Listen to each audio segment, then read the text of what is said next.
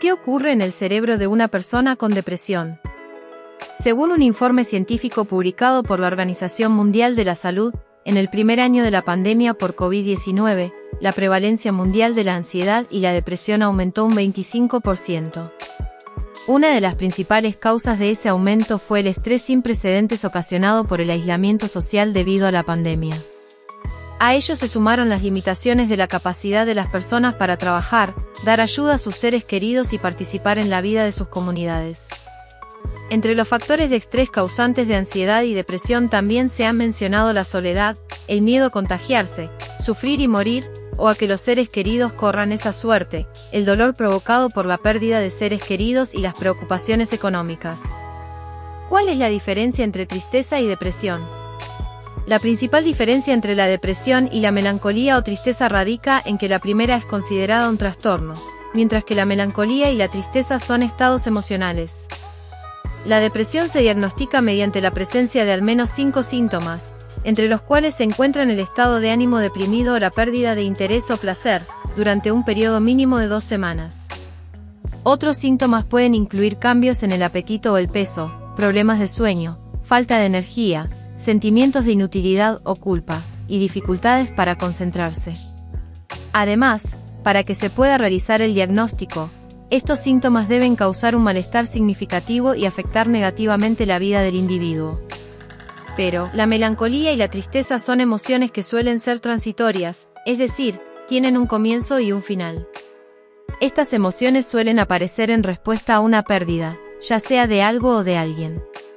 Aunque pueden resultar desagradables, también tienen una función importante, ya que nos permiten reflexionar sobre nuestras preferencias y nos vuelven vulnerables para pedir ayuda a los demás.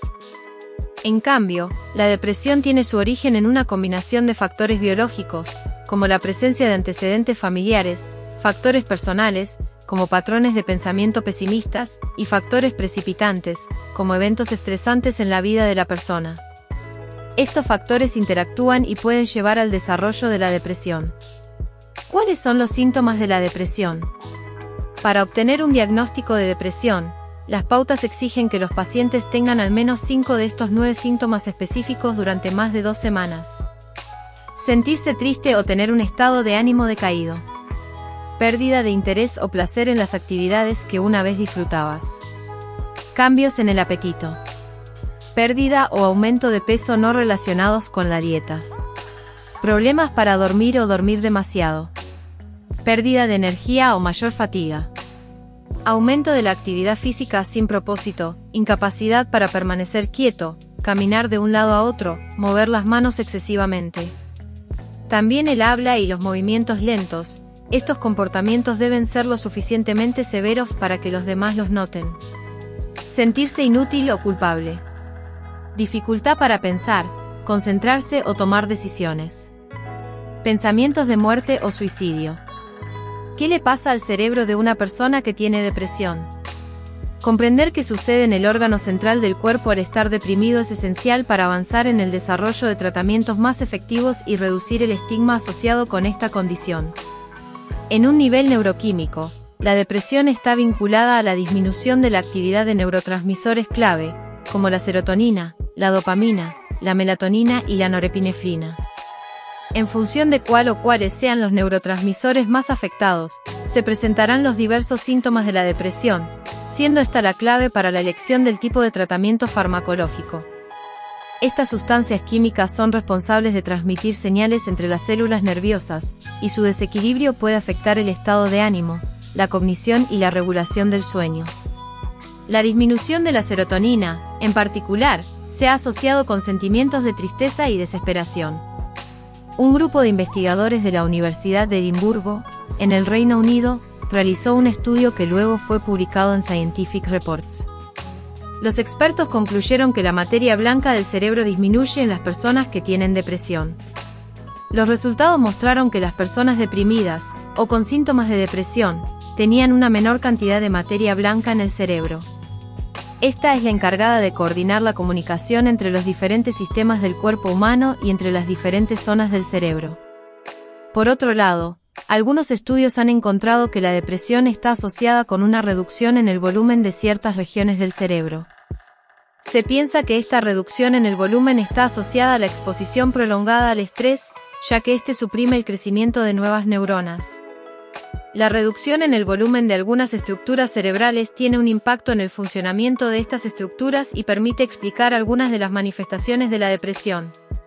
Algunas de las áreas cerebrales afectadas durante una depresión incluyen el hipocampo, el área cerebral relacionada con la memoria y el aprendizaje, y que cumple un rol en la regulación de las emociones, incluyendo el estrés, y la corteza prefrontal, fundamental a la hora de planificar y tomar decisiones.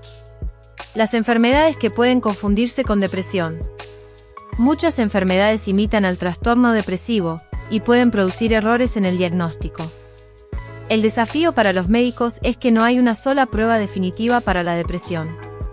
Existen al menos 9 enfermedades que imitan a la depresión, pero no lo son y se trata de las siguientes.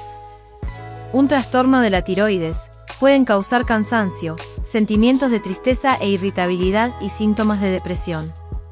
Diabetes, cansancio, irritabilidad y pérdida de peso inexplicable, típicos de la enfermedad, también son síntomas de la depresión.